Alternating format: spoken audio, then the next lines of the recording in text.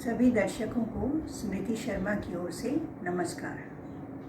बच्चों, आज हम लोग व्याकरण से थोड़ा हटकर साहित्य के एक ऐसे विषय के बारे में बात करेंगे जिसके बारे में कुछ बच्चों को काफ़ी शंका रहती है, जबकि थोड़ा सा ध्यान देने पर ही हम इस बारे में बहुत अच्छी तरह से समझ सकते हैं और परीक्षा में बिल्कुल सही उत्तर देकर अच्छे अंक भी अवश्य प्राप्त कर सकते हैं। जी हाँ, आज हम लोग बात करेंगे व्याख्या और भावार्थ में अंतर के बारे में। चूँकि भावार्थ करने के लिए काव्य पंक्तियों का अर्थ जानना अनिवार्य होता है, अतः सबसे पहले हम बात करेंगे व्याख्या की, अर्थात काव्य पंक्तियों के अर्थ की। दिए गए पद्यांश अर्थात कविता की पंक्तियों को बोलचाल की सरल भाषा या गद्य में लिखना या कहना ही व्याख्या कहलाता है। इसमें कवि द्वारा रचित पदों की हर पंक्ति एवं शब्द का सरल भाषा में अर्थ लिखकर उसमें निहित सभी विचारों को स्पष्ट करने का प्रयत्न किया जाता है। संक्षिप्त शब्दों में हम ये भी कह सकते हैं कि पद्य यानी पोइट्री को प्रोज यानी गद्य में लिखना या कहना ही व्याख्या कहलाता है। एक उदाहरण देकर मैं इस बात को स्पष्ट करने का प्रयत्न करती हूँ। कबीर जी की एक साखी है, निंदक नेड़े राखिए आंगन कुटी बंधाई, बिन साबण पानी बिना निर्मल करे सुभाई। तो हमें चाहे व्याख्या करनी हो या भावार्थ, सबसे पहले हम कवि और कविता का नाम अवश्य लिखेंगे।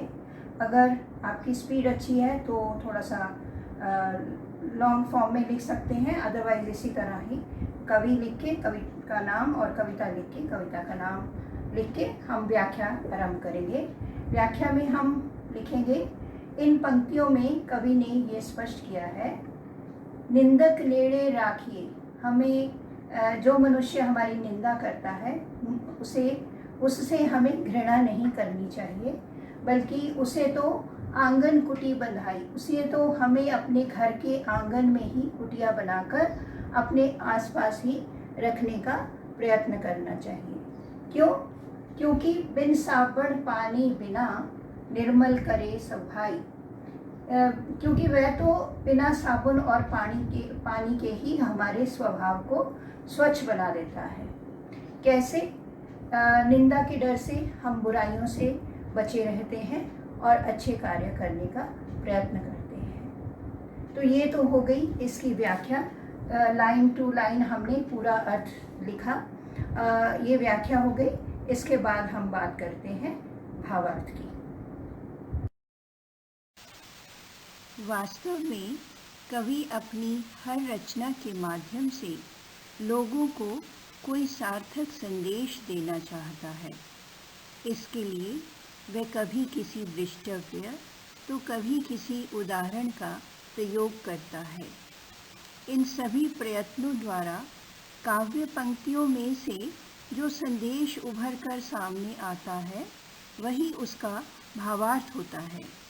इसको अच्छी तरह समझने के लिए मैं कबीर जी की उसी साखी का भावार्थ करके बताती हूँ जिसकी हमने व्याख्या की थी।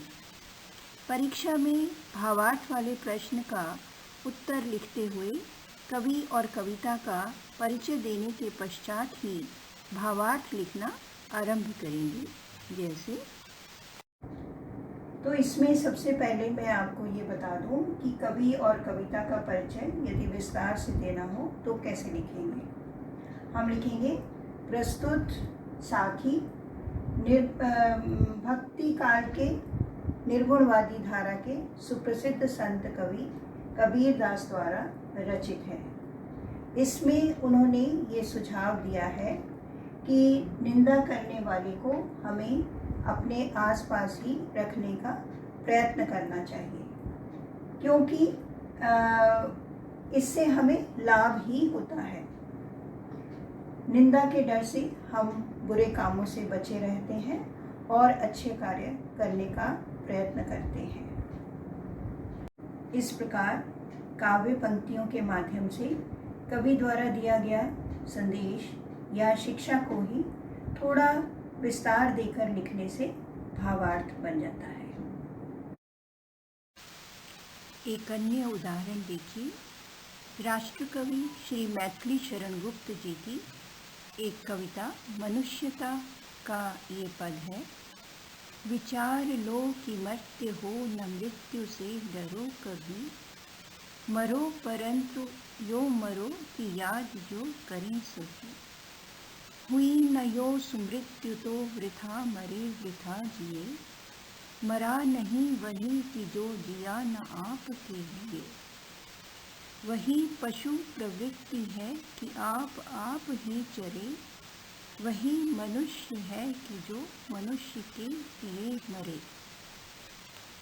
तो भावार्थ लिखने के लिए सबसे पहले पद्य के अर्थ को समझना अति आवश्यक है, क्योंकि अर्थ समझने के बाद ही हम लोग कवि का भाव समझ सकते हैं। तो आइए पहले इसका अर्थ समझ लेते हैं। विचार लो कि मर्त्य हो न मृत्यु से डरो कवि। इसमें कवि ने ये स्पष्ट किया है कि मनुष्य को मृत्यु से डरना नहीं चाहिए, क्योंकि जिसका जन्म हुआ है उसकी मृत्यु अवश्य होगी। मरो परंतु यो मरो कि याद जो करें सभी।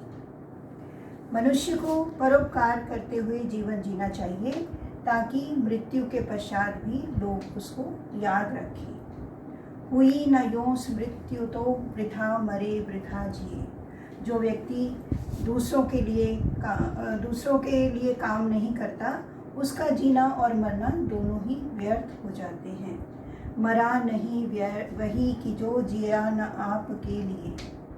जो व्यक्ति केवल अपने लिए नहीं जीता, अपने स्वार्थ के लिए नहीं जीता, वह मरकर भी कभी नहीं मरता। लोग उसे हमेशा याद रखते हैं।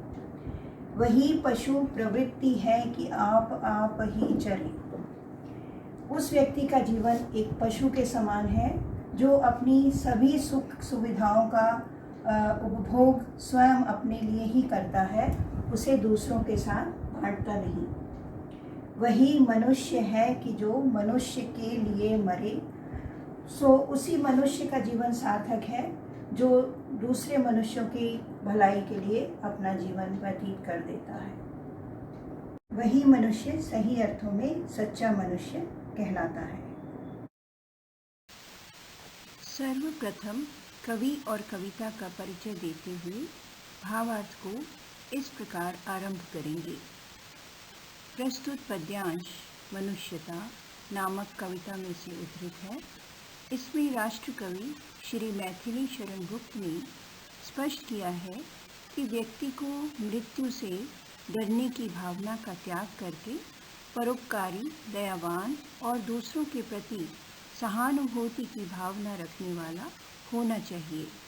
उसे आत्म केंद्रित यानी सेल्फ सेंटर्ड न होकर दूसरों के हित के बारे में सोचने वाला होना चाहिए। सच्चे मनुष्य को तो मानवता की सेवा करते हुए आत्म बलिदान तक करने के लिए भी तत्पर रहना चाहिए। इस प्रकार इन काव्य पंक्तियों में जो भी संदेश कवि ने देना चाहा, उसको हमने सबसे पहले अच्छी तरह समझने का प्रयत्न किया। उसके पश्चात उसे हमने सरल और संक्षिप्त रूप में क्रमानुसार जिस प्रकार प्रस्तुत किया, वही उनका भावार्थ है। तो बच्चों, ये तो थी काव्य पंक्तियों के भावार्थ की बात। यदि आपको कहानियों, संस्मरणों अथवा निबंधों की पंक्तियों का भावार्थ भी लिखना हो, तो भी प्रक्रिया यही रहेगी।